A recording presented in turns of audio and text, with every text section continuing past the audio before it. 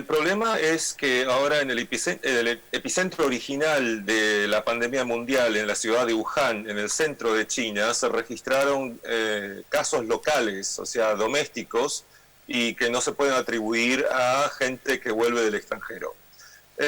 Y estamos hablando de, qué sé yo, 10 personas, 15 personas, pero el gobierno de Wuhan toma medidas bastante drásticas, está ordenando ahora testeos nucleicos para detectar el virus en toda la población de Wuhan. Y, perdón, estamos hablando de una ciudad de 11 millones de habitantes permanentes y quizás 2 o 3 millones más de habitantes migratorios o temporales. Y serían... Decime. Cuando hablamos de testeos masivos, que acá en Argentina todavía no podemos llegar, se habla de una determinación muy a rajatabla de testear a toda la población, absolutamente toda. Sí, te cuento, el problema es que los casos registrados, los nuevos, que son desde abril, desde el 3 de abril, si no me equivoco, que no se registraban nuevos casos en Wuhan.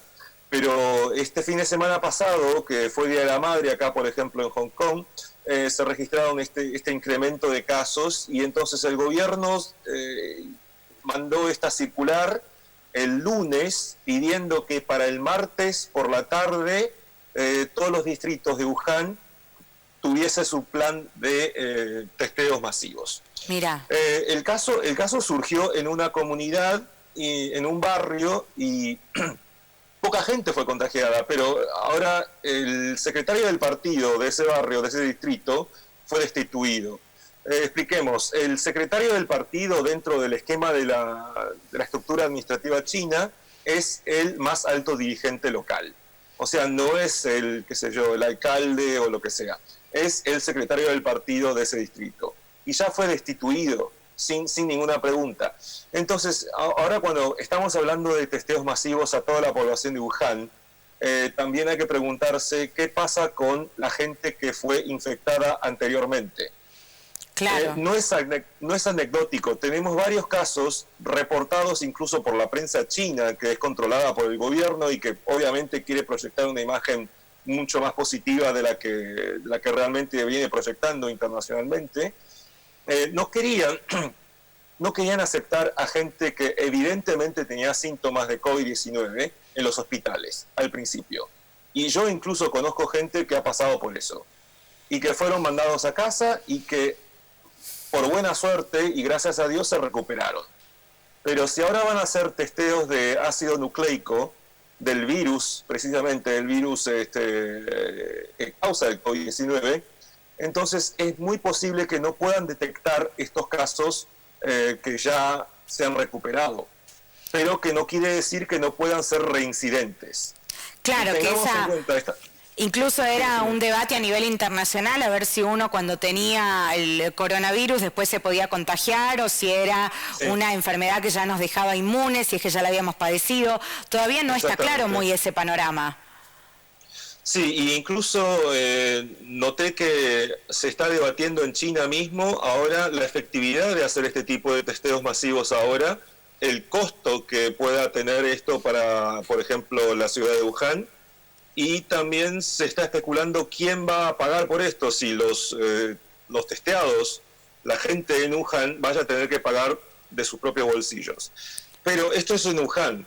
En el norte de China tenemos un rebrote peor todavía, porque hay mucho más casos.